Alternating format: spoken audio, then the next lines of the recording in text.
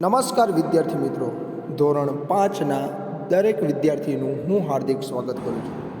વિદ્યાર્થી મિત્રો, આજે આપણે પાઠ નંબર 13 સ્વચ્છતા જે નિબંધ પ્રકારનો જે પાઠ છે આપણે એ શીખી ગયા. હવે આપણે સ્વાધ્યાય પોથીની અંદર આ પાઠના પ્રશ્નોના જવાબ આપણે લખીશું. તો પ્રથમ પ્રશ્ન, પહેલો પ્રશ્ન છે, કોષ્ટક से उचित शब्द चुनकर रिक्त स्थानों की पूर्ति कीजिए. એટલે કૌંસની અંદર જે શબ્દો આપેલા છે એ શબ્દનો ઉપયોગ કરીને આપણે ખાલી જગ્યા લખવાની છે.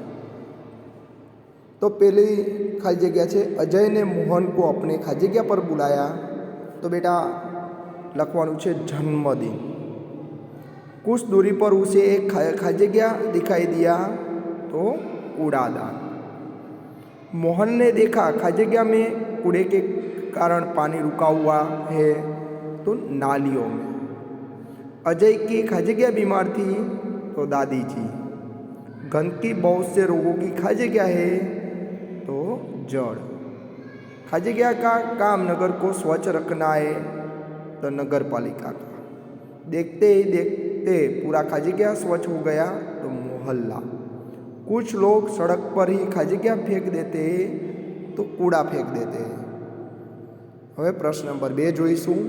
सही वाक्यांश के आगे राइट का, सही व्यवहार के आगे राइट का चिन्ह और गलत व्यवहार के सामने रोंग का चिन्ह. એટલે ખરું ખોટું લખવાનું છે. જેને સારું વર્તન કરેલું હોય એની સામે સાચું અને ખોટું વર્તન કરેલું વાક્ય હોય એની સામે રોંગનું, ખોટાની નિશાની કરવાની છે. પહેલું છે, કેતન કૂડા કૂड़ेदान में नहीं डालता. તો એ વર્તન કેવું છે બેટા? ખોટું વર્તન છે, એટલે આપણે ખોટાને ચિહ્ન કરશું. દીપાવલી ખાने से पहले हाथ धोती है. તો એ સારું વર્તન કહેવાય. હાથ ધોવા જોઈએ, આપણે ખાતા પહેલાં હાથ ધોવા જોઈએ, એટલે સાચાની નિશાની કરીશું. તનિષ હરરોજ નહાતા હે.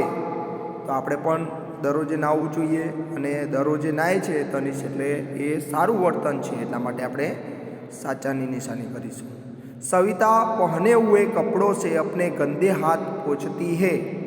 હવે આપણે પહેરેલા કપડામાં આપણે પોતાના જ હાથ, ગંદા હાથ લૂછીએ તો કેવું થઈ જાય? આપણે ગંદા કહેવાઈએ ને, એટલે ખોટાનું ચિહ્ન કરીશું. એ વ્યવહાર કેવો છે? ગલત વ્યવહાર છે. અશ્વિન मैदान में इधर उधर थूकता है. આમ તેમ થૂકે છે. તો એ કેવું વર્તન કહેવાય બેટા? ખરાબ વર્તન કહેવાય. જ્યાં ત્યાં થૂકવું જોઈએ નહીં, એટલે આપણે અહીંયા ખોટાને ચિહ્ન કરીશું. આશા નિયમિત બ્રશ કરતી હે. એ સારું વર્તન કહેવાય. નિયમિત બ્રશ કરવો જોઈએ, એટલે આપણે અહીંયા રાઈટનું ચિહ્ન કરીશું. રાહુલ સ્વચ્છ હોકર નિયમિત પાઠશાલા જાતા હે. તો આપણે ચોખ્ખા, એટલે કે નાહી ધોઈને કમ્પ્લીટ થઈને સારા સ્વચ્છ કપડાં પહેરીને આપણે પાઠશાલા જવું જોઈએ. એ સારું વર્તન કહેવાય. એટલા માટે આપણે રાહુલનું વર્તન સારું છે, એટલા માટે આપણે એના સામે આપણે રાઈટનું ચિહ્ન કરીશું, સાચાનું ચિહ્ન કરીશું. प्रश्न नंबर 3, निम्नलिखित प्रश्नों के उत्तर एक एक वाक्य में लिखिए. एक एक वाक्य में जवाब આપવાના છે.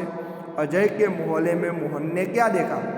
अजय के मोहल्ले में मोहन ने देखा कि कूड़ेदान के बाहर फैला हुआ कूड़ा देखा. उसमें भिनक रही मक्खियाँ और चारों ओर फैली गंदगी देखी. अजय के मोहल्ले में गंदगी क्यों फैली हुई थी? બીજા પ્રશ્નનો જવાબ આવી રીતે લખવાનો છે. लोग कूड़ेदान में कूड़ा नहीं डालकर सड़क पर ही डाल देते थे. सफाई की चिंता नहीं करते थे, इसलिए अजय के मोहल्ले में गंदगी फैली हुई थी. प्रश्न नंबर 3, अध्यापक बच्चों को अजय के मोहल्ले में क्यों ले गए? तो अध्यापक बच्चों को अजय के मोहल्ले में ले गए क्योंकि वहाँ गंदगी फैली हुई थी. उसे बच्चे के द्वारा साफ करवाना चाहते थे और लोगों को समझाना चाहते थे, इसलिए. अजय के मोहल्ले में पानी से बदबू क्यों आ रही थी? तो अजय के मोहल्ले में पानी से बदबू आ रही थी क्योंकि नालियों में कूड़े के कारण पानी रुका हुआ था. नालियों में कूड़े के कारण पानी रुका हुआ था, इसलिए. प्रश्न नंबर 5, हम नगर पालिका की मदद कैसे कर सकते हैं? तो हम कूड़ा कूड़ेदान में ही डालकर तथा अपने मोहल्ले को मोहल्ले की सफाई खुद करके हम नगर पालिका की मदद कर सके। बेटा આપણે કચરો કચરાપેટીમાં નાખીએ તો આ રીતે આપણે નગરપાલિકાની મદદ કરી શકીએ છીએ અને આપણે આપણા જે ફળિયું હોય જ્યાં રહેતા હોય ત્યાં આજુબાજુમાં સફાઈ રાખશું તો આવી રીતે રાખીશું તો આપણે નગરપાલિકાની મદદ કરી શકીશું। हमें अपना घर और मोहल्ला क्यों साफ रखना चाहिए? तो हमें अपने घर और मोहल्ला इसलिए साफ रखना चाहिए क्योंकि गंदगी से अनेक रोग फैलते हैं। बेटा ताव आवे, मेलेरिया थाय, टाइफॉइड थाय के आ बधुं ए गंदकीना कारणे थतुं होय बेटा।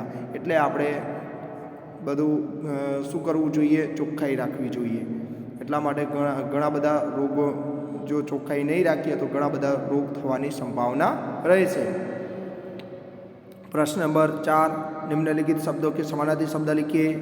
तो एना समानार्थी बीजा शब्द लखवाना है, बीजो अर्थ लखवानो है।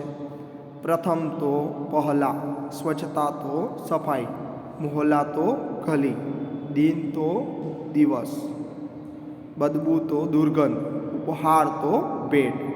प्रश्न नंबर 5 जोईशुं। विरुद्धार्थी शब्द लखवाना है। पहलो है दिन तो रात, मित्र तो दुश्मन, ऊपर तो नीचे, स्वच्छता तो अस्वच्छता, बदबू तो खुशबू, दोष तो गुण। प्रश्न नंबर 6, शब्द समूह के लिए एक एक शब्द लिखिए। फल आदि का आवरण तो शू कहेवाशे? छिलका। कचरा डालने का पात्र तो एनो जवाब थशे कूड़ादान। 7 दिनों का समूह तो सप्ताह। प्रश्न नंबर 7, सही वाक्यांश जुड़कर विधानों को पूर्ण कीजिए। विधान पूर्ण करवानुं छे। मोहन कुछ और आगे बढ़ा तो उसे अजय दिखाई दिया, एक कूड़ादान नजर आया कि बड़ी बदबू आई। तो शू आवशे जवाब में?